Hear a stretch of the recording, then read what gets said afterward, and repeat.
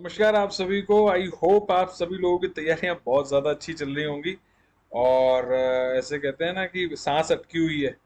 तो सबकी सांस अटकी हुई भी होगी, बहुत सारा स्ट्रेस भी होगा, एंग्जाइटी भी होगी कि यार क्या होगा, मुझे यार ये याद नहीं, मुझे वो याद नहीं, ये पढ़ता हूँ तो मैं वो भूल जाता हूँ, वो पढ़ता हूँ तो मैं ये भूल जाता हूँ, मैं आंसर लिख भी पाऊंगा या नहीं लिख पाऊंगा, पता नहीं क्या होगा यार, इस बार भी टाइम पे हो जाएगा एग्जाम, ये नहीं होगा, यार उसने तो मुझसे ज़्यादा पढ़ लिया, उसने वो भी पढ़ लिया, उसको वो भी आता है, और यार मुझे तो कुछ नहीं आता, मुझे हिंदी के पर्यायवाची याद नहीं है, मुझे अनेक शब्दों के एक सब शब्द याद नहीं है, मुझे यार वो प्रपत्र लेखन नहीं आ रहा, या मुझे क्या कहें, हिस्ट्री में मुझे ये चीज़ याद नहीं है, मुझे ज्योग्राफी याद नहीं है, मुझे एथिक्स याद नहीं है। ये सारे सवाल जो हैं घूम रहे होंगे दिमाग में, है ना। अ, तो एक चीज़ मैं बता दूं सुनने वालों को कि भाई और बहन और ट्रांसजेंडर, जो थर्ड अदर्स जिसको कैटेगरी रखा गया है, ये केवल आपके दिमाग में घूमने वाले सवाल नहीं है। हर एस्पिरेंट जो इस बार मेंस दे रहा है इस समय, उसके दिमाग में घूमने वाले सवाल है। तो ये बहुत ही कॉमन सवाल है ना। कॉमन डाउट्स है, सवाल भी क्यों कहूं मैं, दे आर डाउट्स, शंकाएं हैं, है ना। शंका बुरी बात नहीं है, शंका होना ठीक है, इट्स ओके। शंका को चिंता में बदलने से रोकिए, है ना। और चिंता चिता के समान होती है, ये समझना है। तो वो क्यों होता है और क्यों नहीं करना है, कैसे नहीं करना है, आगे आने वाले 18 दिन 19 दिन जो भी समय आपके पास बचा है, उसको अच्छे तरीके से कैसे यूटिलाइज करें, ठीक है, उसकी थोड़ी सी चर्चा करेंगे। ऋषि सुधांशु पांडे नाम है, बस नाम तो खैर क्या बताना, तुम सब लोग मोटा मोटी मुझे जानते ही हो। तो आ, अब 4-5 बिंदु बता देता हूँ कि लास्ट के 15-20 दिनों में क्या नहीं करना है, पहले वो बताऊंगा। क्या करना है वो तो जो तुम करते आ रहे हो, बहुत अच्छे से करते आ रहे हो। क्या नहीं करना वो ध्यान रखना। नया मटेरियल अनटिल अनलेस आपका सारा सिलेबस जो है, या फिर आपके पास जो मटेरियल है उसको आप 5-6-7 बार पढ़ चुके हो, अनटिल अनलेस आपको नया मटेरियल नहीं पढ़ना है। रिपीटिंग अगेन, अगर आपके पास जो कंटेंट उपलब्ध है उसको आप 5-6-7 बार नहीं पढ़ चुके हो, तब तक नया कंटेंट नहीं पढ़ना है। ठीक। दूसरा प्रश्न आता है कि हिंदी इंग्लिश पढ़े या नहीं पढ़े। बिल्कुल, रोज 1 घंटा अपन फ्रॉम द डे वन देते आ रहे हैं ना, तो हमेशा कहा फ्रॉम द डे वन आप हिंदी इंग्लिश 1 घंटा 2 घंटा जितना आपको देना है, 1 घंटा हिंदी और 1 घंटा इंग्लिश। अगर आप ज्यादा देना चाहते हो आप ज्यादा दे सकते हो, लेकिन उसको रेगुलरली पढ़ना, उसको ब्रेक नहीं करना है। ठीक है। थर्ड चीज है, टेस्ट सीरीज दें या नहीं दें। देखो, टेस्ट सीरीज के केस में 2 डायमेंशन बैठते हैं। टेस्ट सीरीज जिसकी ये प्रैक्टिस है कि मैं लगातार 2 दिन तक 4 पेपर लिखूंगा 3 घंटे, तो मेरा हाथ में दर्द नहीं होगा, मैनेजेबल है, उसको टेस्ट सीरीज लिखने की जरूरत नहीं है। क्यों? क्योंकि अब आप अपनी नॉलेज टेस्ट करने के लिए टेस्ट सीरीज नहीं कर रहे, है ना। आपको सब आता है, क्योंकि ये जो टेस्ट पेपर्स बनाने वाले हैं, आरपीएससी ऐसे पेपर्स नहीं बनाएगा। ठीक है। इट्स जस्ट एन अंदाजा, एक अंदाजा है। इससे बेहतर जिसको अपनी नॉलेज टेस्ट करनी है उसको मैं बता रहा हूँ। अलग अलग कैटेगरीज हैं, टेस्ट पेपर देने वालों की अलग अलग कैटेगरी होती है। जैसे मेरे को अपनी नॉलेज टेस्ट नहीं करनी होती थी, है ना, शुरू शुरू में करनी होती, लास्ट के समय नहीं। लास्ट के समय मुझे ये टेस्ट करना होता था कि यार मैं 4 पेपर्स लगातार 2 दिन में दे पा रहा हूँ क्या। तो मैंने एक बार एक सैटरडे संडे में ऐसे 4 पेपर दिए और फिर छुट्टी, फिर मैं लास्ट के 1 महीने पेपर देने ही नहीं गया। ठीक है।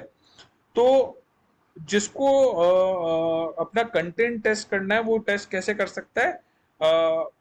हार्ड कॉपी लेके आओ पेपर की, बैठ के आधे घंटे में देख लो कि हाँ ये वाला क्वेश्चन है, इसके 4 पॉइंट ये हो गए, पेंसिल लेके लिखो, कोई इशू नहीं है। ये है, ये मुझे आता है, ये मुझे आता है, ये मुझे आता है, ये मुझे आता है। यार इसको कैसे लिखूंगा, 5 नंबर का क्वेश्चन है, उसका फ्लो चार्ट या फिर उसके 4 बिंदु लिख लो, 6 बिंदु लिख लो, वट एवर। 10 मार्क्स का क्वेश्चन है, उसके मेन मेन मेन मेन बिंदु मुझे आते हैं, हाँ, ठीक है। जो क्वेश्चन नहीं आता है आप उसको पूरा अटेम्प्ट करो। क्या नहीं आता है, इसको 8 मिनट में मुझे अटेम्प्ट करना है, दैट्स ऑल। कुछ लोग पूछते हैं सर 10 नंबर से शुरू करें, 5 नंबर से शुरू करें, 2 नंबर से शुरू करें। तो मोटा मोटी आप सब लोगों की अभी तक आदत बैठ ही गई होगी, बन ही गई होगी कि भाई आपको कहाँ से शुरू करना है। जो नहीं शुरू करना चाहते, मेरे हिसाब से उनके लिए जवाब ये कि जो सबसे बढ़िया आंसर तुम्हें आता है उससे शुरू करो, लेकिन टाइम लिमिट का ध्यान रखना। टाइम लिमिट इंपॉर्टेंट है। ऐसा नहीं होना चाहिए कि बेस्ट आंसर लिखने के चक्कर में तुमने 2 नंबर के सवाल में 5 मिनट लगा दिए। 2 नंबर के सवाल का मतलब 1 मिनट और 50 सेकेंड मैक्सिमम बता रहा हूँ मेरे ख्याल से। क्योंकि हाँ 200 नंबर है ना, हाँ 180 आपके मिनट्स हैं, और 200 मार्क्स हैं, तो मोटा मोटी 1 मिनट और 50 सेकंड आपके 2 नंबर के क्वेश्चन को पढ़ने में, उसका आंसर फ्रेम करने में और उसको लिखने में लगने चाहिए। ऐसे ही 5 नंबर का जो क्वेश्चन है, उसको क्वेश्चन को पढ़ने में, उसको फ्रेमिंग में दिमाग में और उसको लिखने में 5 मिनट से ज्यादा नहीं लगने चाहिए। Same goes with the 10 marks question. और ओवरऑल 65, 66, 67 ऐसा कैटेगराइजेशन है पेपर्स में।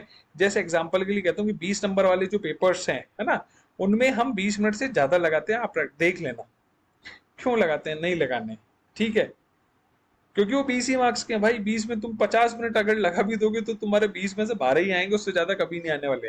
बल्कि 50 मिनट आप दूसरे क्वेश्चंस में लगाओगे तो शायद वहां पे 12 की जगह 32 आ जाए। ये हमें समझ रखनी है, हमें समय को वेस्ट नहीं करना है। देखो, आरपीएससी का जो एग्जाम है, it is nothing, it's not only test of your knowledge, it's a test of an officer. ठीक है, एक अधिकारी का टेस्ट है कि वो एक सीमित समय में सटीक सवालों के कितने सटीक जवाब कितने बेहतर और सुंदर तरीके से दे सकता है। वो उस प्रेशर को कैसे हैंडल कर सकता है कि उसको न पढ़े हुए सवाल भी आ जाएं और उनमें वो अपनी बुद्धिमत्ता का उपयोग करते हुए सटीक आंसर लिखे और सर्वोत्तम अंक प्राप्त करे। मैं नहीं कह रहा 5 में से 5 लाओ, लेकिन जो सर्वोत्तम अंक होंगे ना उस सवाल के, जो किसी को ही नहीं आए, ऐसे बहुत सारे सवाल होंगे। आप लोगों में से जो लोग मेंस दे चुके हैं उन सबको पता है कि ऐसे कई सारे सवाल होते हैं जो उस साल मेंस देने वाले व्यक्ति के लिए नए होते हैं, जो ना कभी किसी इंस्टीट्यूट ने पढ़ाए होते हैं, ना कभी कोई इंस्टीट्यूट पढ़ा सकता है, क्योंकि पेपर आरपीएससी बनाती है, इंस्टीट्यूट नहीं बनाते हैं। तो the most important thing is how do you handle with new questions, new content, जो सवाल आपको पता ही नहीं है, उसको अपनी बैकग्राउंड नॉलेज से, आंसर फ्रेमिंग की टेक्निक से, अपनी क्वालिटी से कितने अच्छे से हैंडल कर सकते हो, यही तरीका है। तो टेस्ट सीरीज वाला सवाल चल रहा था, तो टेस्ट सीरीज में ये कि कंटेंट चेक करने का ये तरीका है, आधे पौन घंटे में बैठ के टेस्ट कर लो कि हाँ ठीक है, मुझे आता है, ये मुझे आता है, ये मुझे आता है। अब जो व्यक्ति अभी तक ये टेस्ट नहीं कर पाया है कि मैं 2 दिन में 4 पेपर दे पाऊंगा, तो नेक्स्ट वीकेंड है, सैटरडे संडे, मेरे ख्याल से हर इंस्टीट्यूट 4 पेपर करा रहा होगा, देख के आ जाओ, इट इज सॉर्टेड। 6th और 7th सैटरडे संडे एक बार ट्राई करके देख लो। बस ये ध्यान रखना कि फ्राइडे शाम से और संडे रात तक आराम से बिल्कुल निश्चिंत रहना। अब ये लास्ट वाली बात मैं लास्ट में करूंगा, है ना, कि क्योंकि मेंस और प्री में यही डिफरेंस होता है कि प्री में आपने 1 मिनट पहले इंस्टीट्यूट के, मतलब जो जो आपका टेस्ट, सॉरी सेंटर है ना आपका, उसके 1 मिनट बाहर जो आपने चीज पढ़ी है, अगर वो आपने देख के गए और पेपर में वही आ गया तो आप टिक मार कर दोगे। लेकिन मेंस के केस में ऐसा है, इट इज कॉन्सेप्चुअल पेपर है ना, सब्जेक्टिव है, यू नीड टू रिप्रोड्यूस, आपको वहां पे आंसर लिखना होता है। केवल 2 फैक्ट से काम चलेगा नहीं, ठीक है। तो इसलिए पूरी नींद लेके, है ना, मेरा ऐसा मानना है 6 से 7 घंटे मिनिमम आप सोइए, है ना। आप इसको चाहे 2 भागों में बांट सकते हैं कि रात को मैं 5 घंटे सोऊंगा और दोपहर में खाना खा के मैं 2 घंटे सोऊंगा, या फिर सजेस्टिव ये है कि एज के हिसाब से भी चीजें होती हैं, और जो आपका क्या बोलते हैं आयुर्वेदिक बॉडी स्ट्रक्चर है उसके हिसाब से भी आपकी नींद डिसाइड होती है। कुछ लोग, अच्छा, जो रात को पढ़ने वाले प्राणी हैं, प्लीज आप अपना जो शेड्यूल है थोड़ा सा अब सुधार लो, है ना। क्योंकि अगर रात को अभी आपने अभी भी पढ़ना शुरू रखा है, तो वहां जो 2 दिन पेपर्स दोगे ना आप 4, तो आपको दिक्कत आएगी। मेरे साथी जो रहे हैं उनको दिक्कत आई है। तो प्लीज ट्राई टू गिव, आप अपना शेड्यूल अब तक बदलो। वैसे मैंने पहले भी कहा है, ऑलवेज गो, क्योंकि ये एक पेपर नहीं है, प्री के समय में ये चीज सजेशन नहीं करता, ईमानदारी की बात।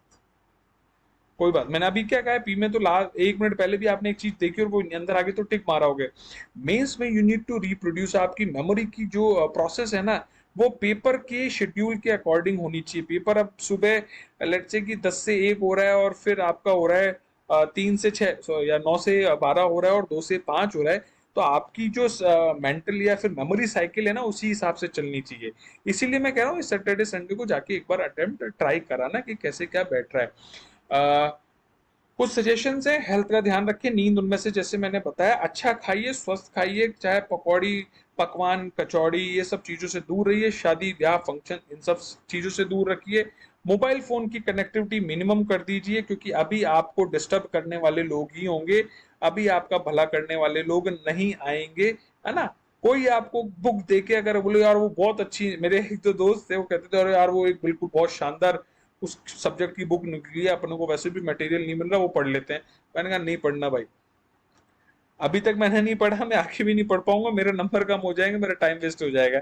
तो मैंने नहीं पढ़ा, और मैं आपके सामने हूँ, I am one of the toppers of my batch. ठीक है, तो ऐसे बोल्ड डिसीजन लेने पड़ते हैं और ऐसे दोस्तों से दूरी रखनी पड़ती है। तो प्लीज रिमेंबर, आपको कोई भी दोस्त या फिर कोई भी शुभचिंतक अभी आपका कोई भला करने वाला नहीं है। अगर वो भला करने वाला होगा तो फिर इन चीजों से आपको दूर रखेगा। वो आपके रिवीजन में आपकी मदद कर सकता है, रिपीटेशन में आपकी मदद कर सकता है, नया बर्डन और वर्कलोड ये आपको वो नहीं देगा। ठीक है, अच्छा खाइए, स्वस्थ खाइए, एक जूस या फिर एक नारियल पानी जरूर पीजिए। पैसे की अभी चिंता मत कीजिए, अगले 21 दिन थोड़ा हाथ, इतना क्या हाथ खुलना, 200 रुपए का खाना खाना दिन भर में तुम्हें यार जो पूरा है। तो एक नारियल पानी या एक गिलास जूस जरूर पीजिए, फ्लूइड रखिए अपनी बॉडी में, क्योंकि समर्स भी है और ह्यूमिड, बरसात का रेनी सीजन है, तो ह्यूमिडिटी बढ़ रही है। आपकी बॉडी में जितना फ्लूइड रहेगा उतना आपका दिमाग शार्प करेगा, जितना फ्लूइड कम होगा उतना ही माइग्रेन और जो सरदर्द है उसकी समस्या बढ़ेगी। नींबू पानी पीजिए चाहे तो, है ना। ठीक है, और क्या है, मम्मी पापा से रोज 5 मिनट बात कीजिए, लेकिन बात जरूर कीजिए। जो लोग मम्मी पापा के साथ रहते हैं वो उनके पैर दबाइए 5-5 मिनट, दैट्स ऑल, उससे ज्यादा नहीं कह रहा। उनका आशीर्वाद लीजिए, क्योंकि ये आशीर्वाद किस तरीके से काम आएगा आपको नहीं पता है। और मैंने ना केवल अपने बैच में बल्कि जो लेटेस्ट 21 बैच है उसमें भी ऐसे 2-3 एग्जाम्पल देखे हैं कि वो आशीर्वाद किस तरीके से काम आया। उनको आरटीएस मिल रही थी और लकीली उनको आरएस मिल गई। मेरे बैच में कुलदीप जी थे, इन जनरल उनको आरपीएस मिल रही थी, लेकिन किसी ने अपनी पोस्ट छोड़ दी तो उन्हें आरएस मिल गई। तो ये बहुत ये दिस इज कॉल्ड नेचर, है ना। नेचर इस तरीके की चीजें करती है। नोबडी नोज कि आपके बैच में से कौन सेलेक्ट हो जाए और कौन आरएस की एक सीट छोड़ दे, तो आप आरपीएस से आरएस बन जाओ या आरटीएस से आरएस बन जाओ या राजस्थान अकाउंट सर्विस से आरएस बन जाओ या फिर आरपीएस बन जाओ, वट एवर। तो ये सब चीजें इस तरीके से काम आती है। ज्यादा समय लूंगा नहीं मैं, बहुत बहुत धन्यवाद, ऑल द बेस्ट, बहुत अच्छे से काम करो, सब बढ़िया हो गई, ध्यान रखना, जस्ट बिलीव इट, जो भी बेस्ट है, जो आपके लिए बेस्ट है वो बेस्ट ही होगा आपके लिए।